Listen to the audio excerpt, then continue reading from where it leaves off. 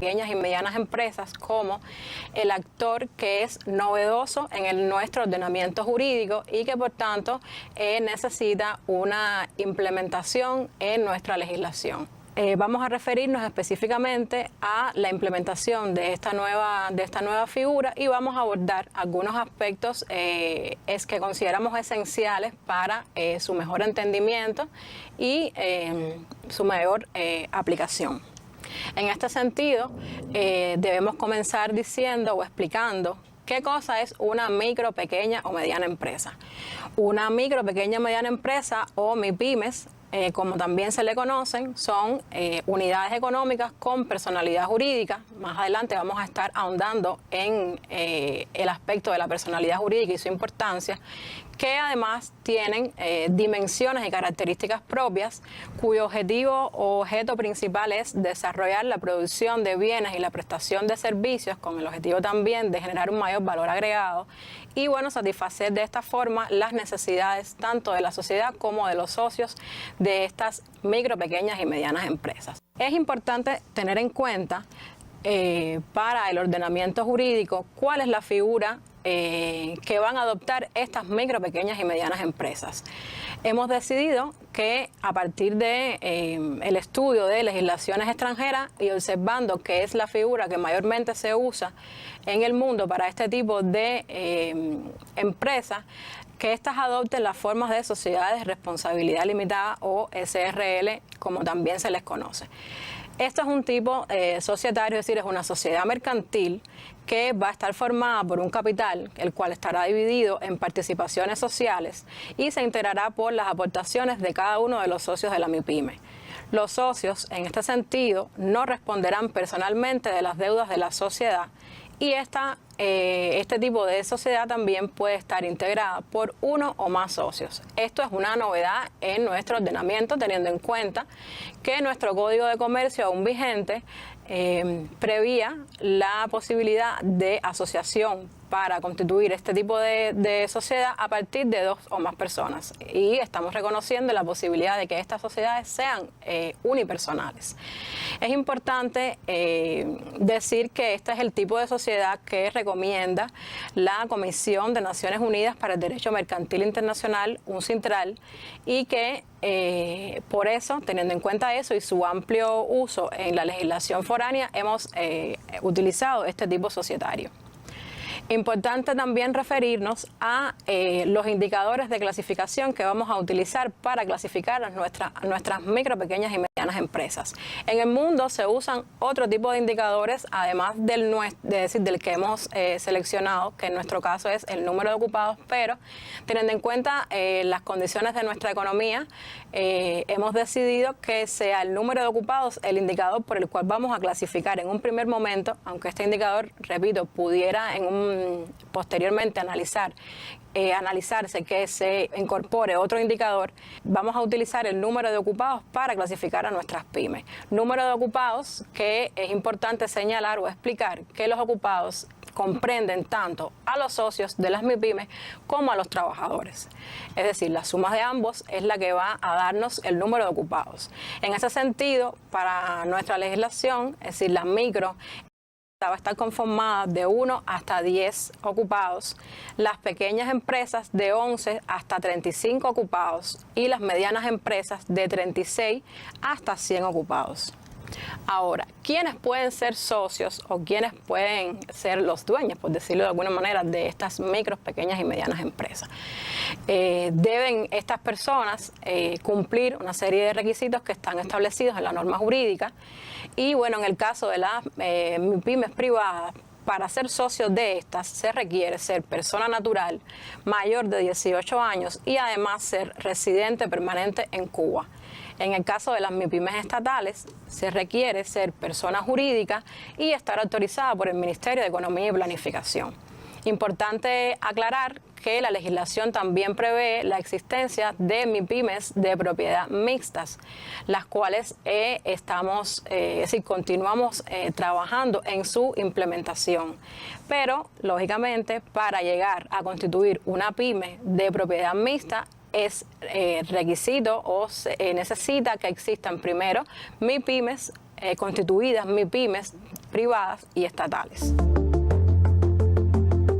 Otro aspecto importante al cual debemos referirnos es al capital social que va a estar formando parte de la sociedad de responsabilidad limitada. El capital social va a estar formado por las aportaciones de todos los socios de la sociedad, cuyas aportaciones pueden ser tanto en dinero, en bienes o en derechos. Estos bienes y derechos deben ser posibles valorar económicamente. En el caso de las aportaciones dinerarias, es importante tener en cuenta, y lo hemos querido así resaltar, que estas aportaciones van a ser en CUP, que es la moneda de curso legal en nuestro país. Otro elemento importante a tener en cuenta es que no se exige un capital mínimo para constituir estas sociedades. Que la norma jurídica no exija un capital mínimo no quiere decir que sea un aspecto que se debe pasar por alto a la hora de conformar el capital social de las sociedades mercantiles, teniendo en cuenta que el capital social deberá estar en correspondencia con las actividades que va a desarrollar la MIPYME, teniendo en cuenta que es el capital con el cual la sociedad va a responder de sus obligaciones en sus primeros momentos de operaciones.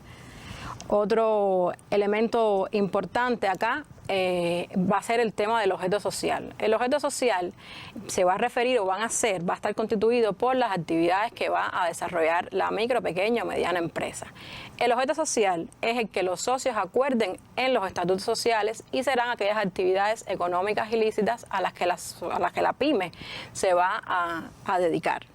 Como parte del objeto social, es importante tener en cuenta una serie de aspectos a los que queremos referirnos para viabilizar la conformación de estos objetos sociales. Lo primero es que se deben relacionar las actividades que potencialmente puede realizar su negocio.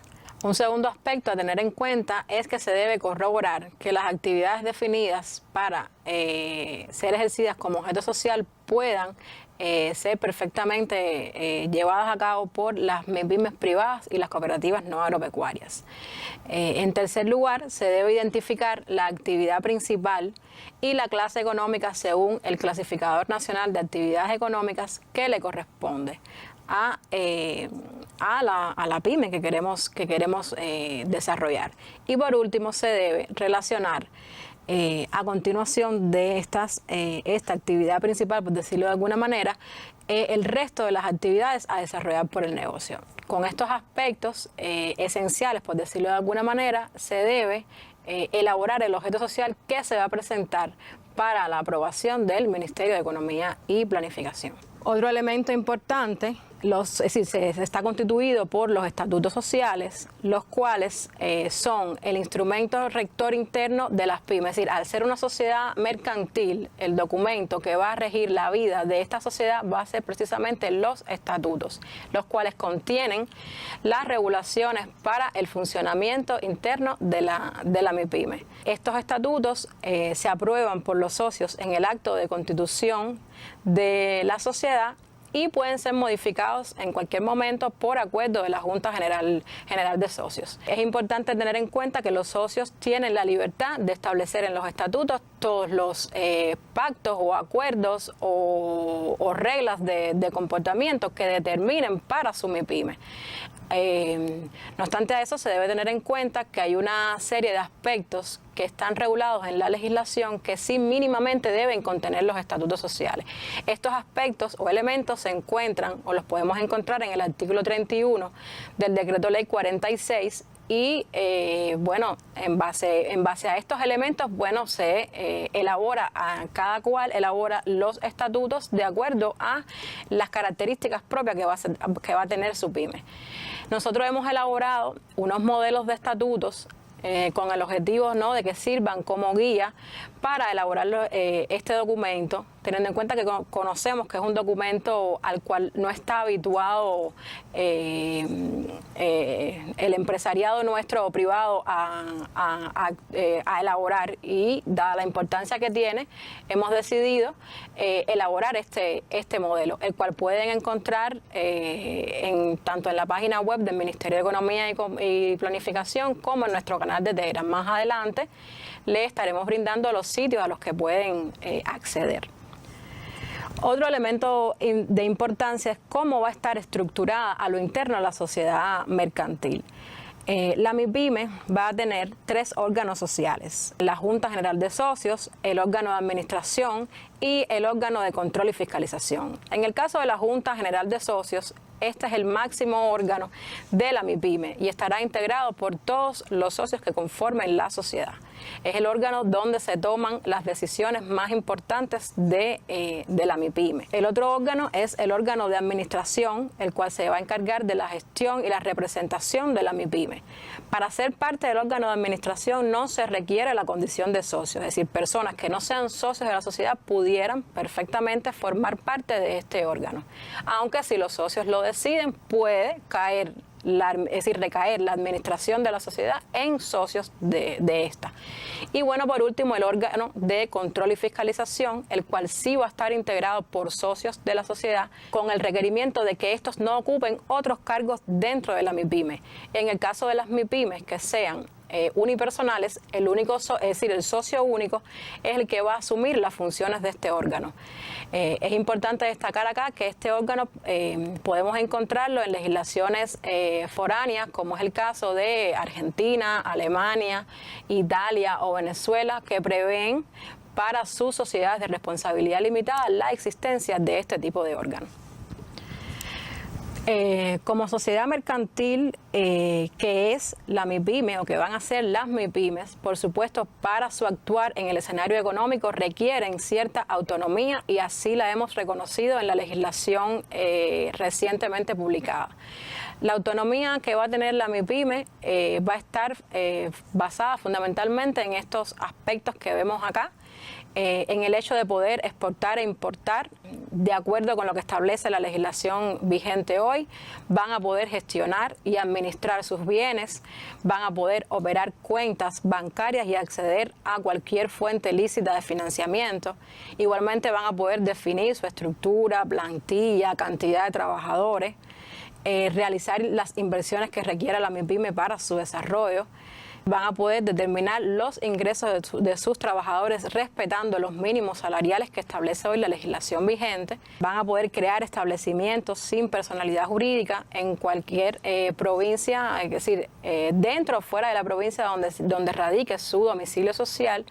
Y bueno, podrán definir los productos y servicios a comercializar, sus proveedores, clientes y bueno, sus posicionamientos en el mercado. Luego de haber analizado algunos elementos de la figura de la cooperativa no agropecuaria y de la MIPYME, consideramos que es importante hacer algún tipo de distinción entre estas dos figuras con el objetivo de que no existan confusiones entre una y otra, y que las personas puedan decidir correctamente qué figura se aplica a su modelo de negocio. En este sentido, hemos querido referirnos a diferentes o a algunas de las principales diferencias que existen entre las MIPYME y las cooperativas no agropecuarias, teniendo en cuenta una serie de criterios. En primer lugar, el tipo de propiedad. Las MIPYMEs pueden ser de propiedad privada, estatal o mixta, y las cooperativas no agropecuarias de propiedad cooperativa, como lo reconoce nuestro texto constitucional. En el caso de la cantidad de socios, vamos a tener que la MIPYME, la cantidad de socios va a estar en función del límite de ocupados que se declare para la MIPYME. Es decir, que va a tener una cantidad de socios limitada en este sentido. Y pueden constituirse, como ya hemos hablado, es decir, como hemos referido anteriormente, a partir de un único socio. En el caso de las cooperativas no agropecuarias, tienen un número ilimitado de socios, es decir, no hay un límite para que las cooperativas tengan sus socios, y se conforman a partir de un mínimo de 3 socios.